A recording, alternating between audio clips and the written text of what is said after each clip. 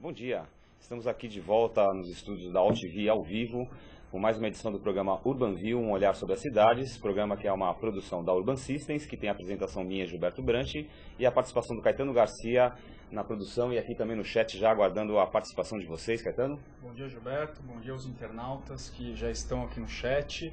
Bom, pessoal, para quem estiver assistindo e não estiver no chat da AltV, além do chat, tem outra possibilidade também de vocês participarem, que é pelo Twitter.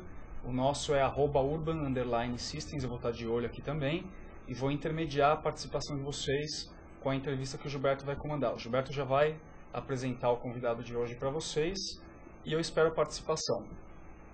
Ok, e não é novidade para ninguém que a gente está vivendo aí realmente um bom momento econômico no Brasil, com um crescimento econômico acelerado, um aumento expressivo do poder de consumo, principalmente das classes C e D, que estão aí avançando no mercado de consumo, estão comprando cada vez mais, estão entrando nos crediários, aí comprando eletrodomésticos, bens duráveis, carro. A gente está vendo aí um aquecimento do consumo, inclusive uma certa ameaça de volta da inflação.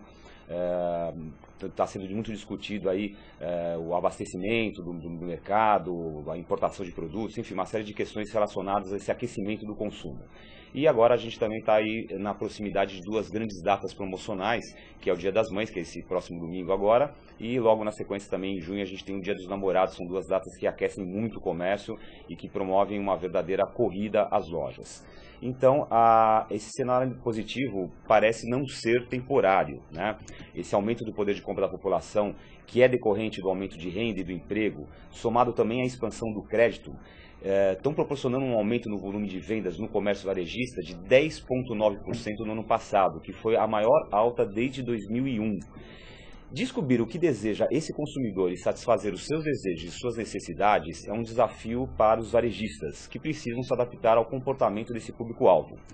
Para entender melhor como se comportam esses dois segmentos da cadeia produtiva nacional, os consumidores e os varejistas, a gente escolheu como nosso olhar da semana, que é o tema do programa de hoje, o seguinte olhar: varejo versus consumidor, ou consumidor versus varejo. Como anda essa relação? A gente quer discutir aqui no Urban View de hoje, o nosso olhar de hoje é para descobrir como o consumidor brasileiro está se comportando diante desse grande aquecimento econômico que a gente está vivendo.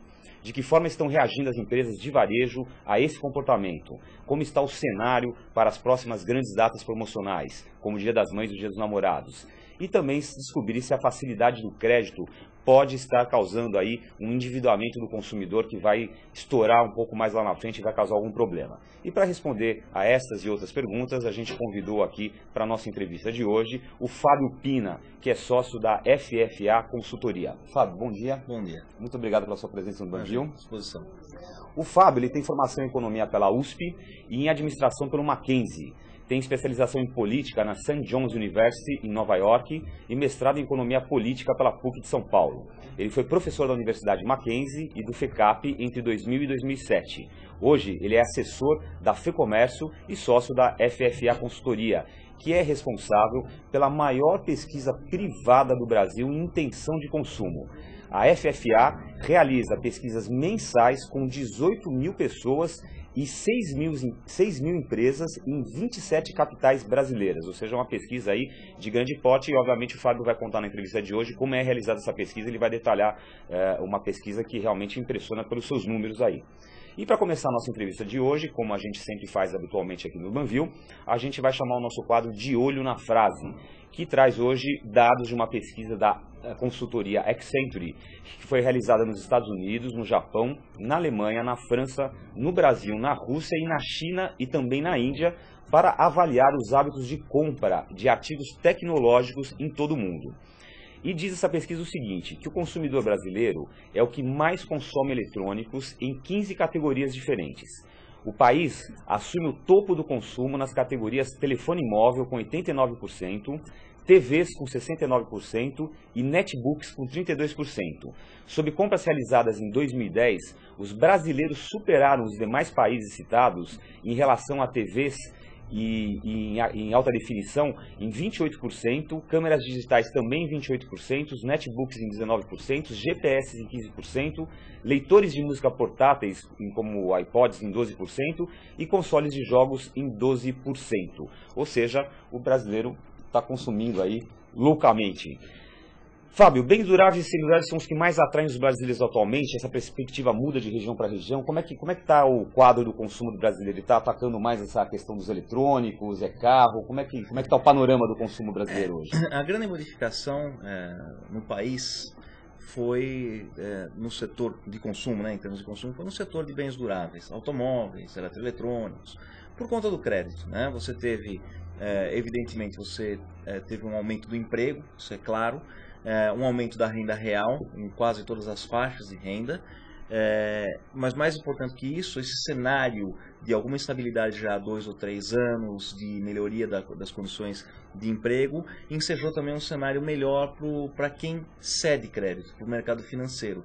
E o mercado financeiro avançou muito sobre esse consumidor. Também sobre o consumidor de classe C e D, que a gente tem falado bastante, mas sobre toda a pirâmide de classes do país. É quase um efeito cascata, na verdade, né? Porque o consumidor de alta renda, ele passa a consumir também mais, ele passa a trocar os bens dele, substituir os bens deles, isso vai em cascata até chegar na classe C, D e E, né? É que na margem, o consumidor da classe B+, e A, não existe bem essa definição, né? É meio arbitrária, mas o consumidor mais abastado, na margem, ele variou menos o seu consumo.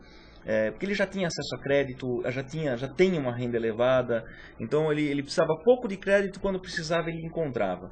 O que aconteceu é que esse consumidor de classe C e D, com a renda, vamos dizer, abaixo de 10 salários mínimos, com a renda familiar abaixo de 10 salários mínimos, ele passou a encontrar crédito. É uma expansão da base de crédito mesmo. Sim, principalmente. Então, por isso é que a gente foca mais em bens duráveis como automóveis, como eletroeletrônicos. Porque, de uma forma ou de outra, todo mundo tinha que ir ao supermercado, todo mundo tinha que pagar água e luz. Agora, claro que também isso melhorou, né, para todas as classes. Mas aonde o crédito teve uma influência maior foi justamente naqueles setores onde essa classe C e D não tinha acesso. Não foi só no mercado de bens, o mercado de serviços mudou muito, né? Você pega a aviação. É claro que não é uma desculpa para o problema que a gente enfrenta nos aeroportos, mas o crédito também e a competição também facilitou as pessoas que nunca tinham viajado de avião. Viajar de avião, isso é lugar comum, já é um lugar comum, já, mas é um fato. Isso também se deve ao crédito. Então, é claro que essas pessoas se incorporaram ao mercado. No começo do programa foi dito, isso veio para ficar, acho que veio para ficar sim.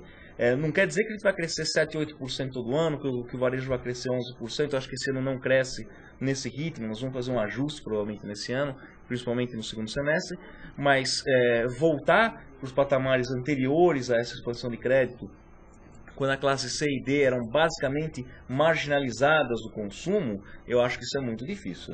O país não dá esse passo para trás mais, não. Agora, vamos falar um pouquinho sobre essa pesquisa que a FFA realiza. Estou repetindo aqui, é uma pesquisa mensal, né? Sim. Com 18 mil pessoas, 18 mil consumidores, é isso? Isso. E 6 mil empresas em 27 capitais brasileiras, ou seja, é uma pesquisa... São 3 pesquisas na realidade. Conta um pouquinho sobre o consumo de trabalho. A FFA presta consultoria para a Federação do Comércio nesse caso, né? E ela faz 3 pesquisas, 2 com consumidor, são 18 mil consumidores, a menor amostra que a gente tem na região norte, nas capitais da região norte, com 500 pessoas. A maior é na capital paulista, com 2.200 pessoas. E o total dá 17.800 entrevistas válidas, para ser mais preciso. A gente faz uma pesquisa com o consumidor de endividamento e inadimplência e uma outra de intenção de consumo. Então são 2 pesquisas, 2 questionários aplicados a 17.800 pessoas. O número total de dados que a gente tem em cada tomada, né, em número de questões aplicadas, são 900 mil questões. Então é uma pesquisa muito grande. Essa pesquisa já tem mais de um ano. Então está começando a criar uma série histórica ela é interessante justamente porque ela vai sendo feita mês a mês, então ela vai medindo a temperatura. Você acompanha a temperatura tanto do endividamento das pessoas quanto da intenção de consumo, né, que é bastante interessante. E agora nós estamos começando com uma pesquisa com 6.173 empresas, também em 27 capitais, que a gente tenciona entender como é que funciona o raciocínio do empresário vis-à-vis o que ele sente no mercado. Nós queremos saber o estoque, as encomendas, queremos saber a percepção que o empresário tem do seu negócio, a percepção que o empresário tem da economia brasileira, do setor que ele trabalha, né?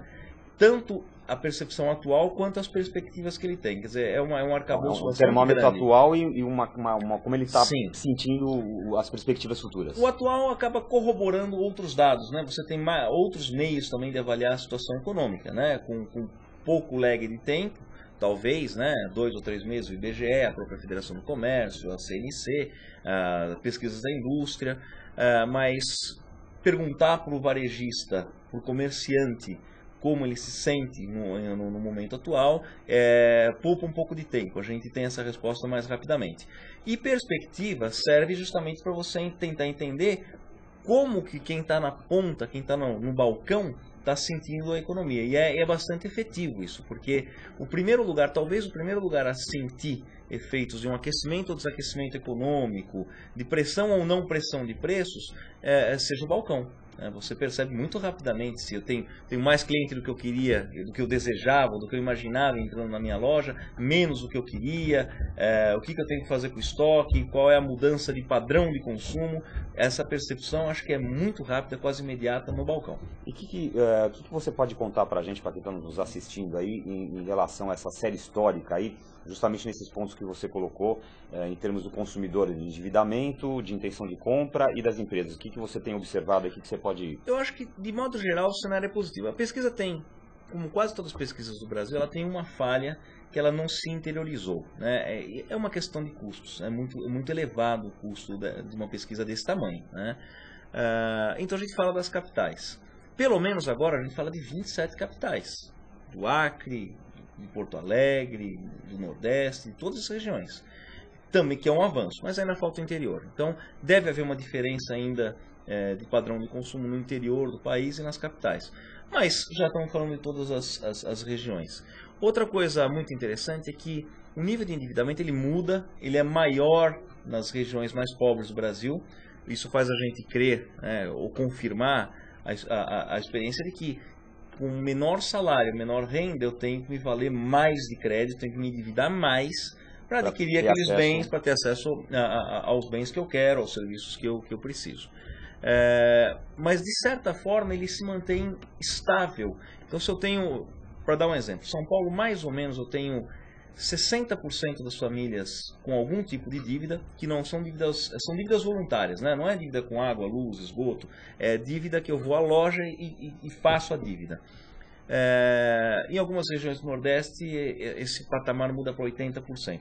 Mais importante, em São Paulo a média do endividamento é 30% da renda. Em alguns lugares chega a 60% do total de renda.